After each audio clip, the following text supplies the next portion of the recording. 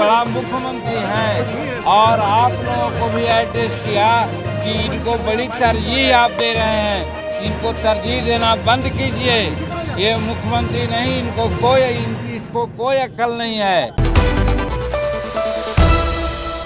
कितना अपशब्द और शर्मनाक बातें कही विधानसभा में वो आप लोग जानते हैं।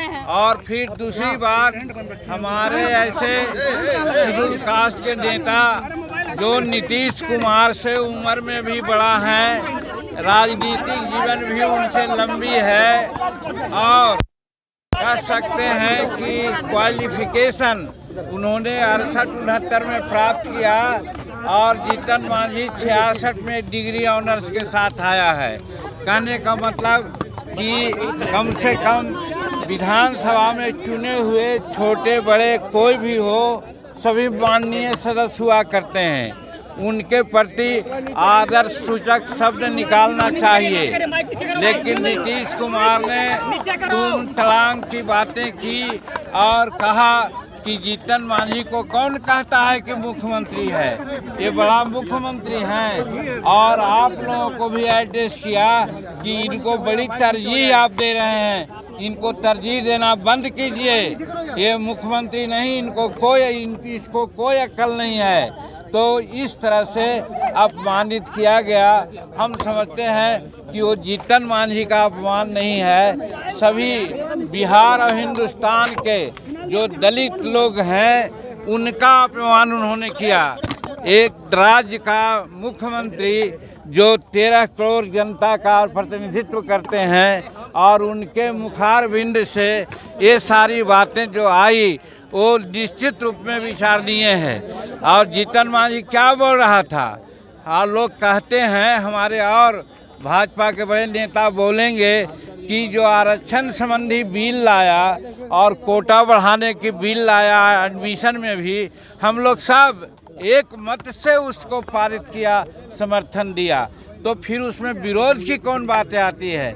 सिर्फ हमने ये कहा कि बाबा भीमराव अंबेडकर जब संविधान लागू करने की बात हुई और आरक्षण देने की बात हुई तो उन्होंने कहा था कि 10 वर्षों में समीक्षा होनी चाहिए। हुजूर आप 18 वर्ष व्यतीत कर दिए, आपके छोटे बड़े भाई भी 15 वर्ष मुख्यमंत्री में रहे, आखिर क्यों नहीं इसका समीक्षा हुआ। और हम बताते हैं कि 16% कोटा हमको होना चाहिए था।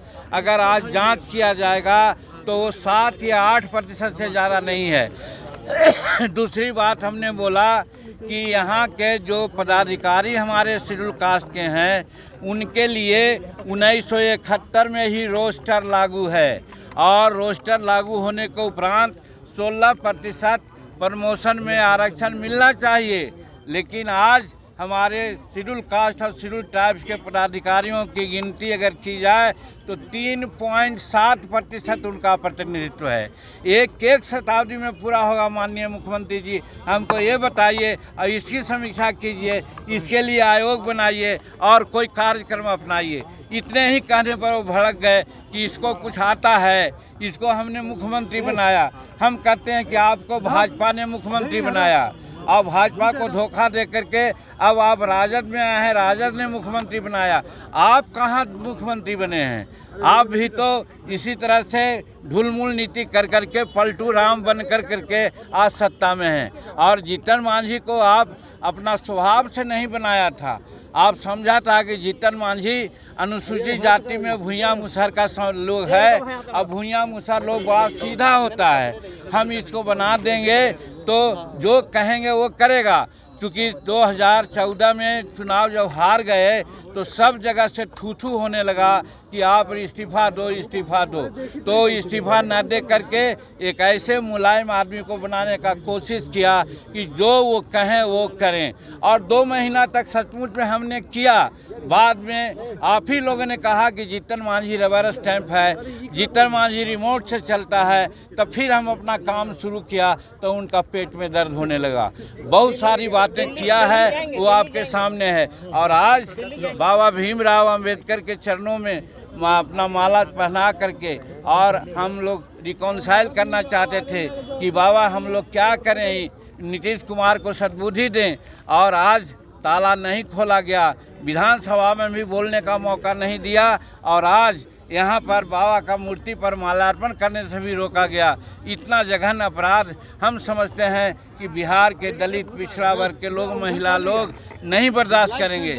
और ऐसा ये न किए हैं तो हम लोग छठ के बाद दिल्ली के जो हम राजधानी है वो राजघाट में भी महात्मा गांधी के सामने भी हम लोग प्रार्थना करेंगे कि नीतीश कुमार को सद्बुद्धि दे। और लोगों से कहेंगे कि ऐसे आदमी जो दिमागिया पल माने एक तरह से दिवालियापन हो गया है उनका दिमाग का, ऐसे लोगों को मुख्यमंत्री के पद पर रहने का कोई हक नहीं। इसके लिए भी ज़रूरत पड़ी तो कानूनी कार्रवाई भी हम लोग करने को सोचा है। हमें यही कहना है।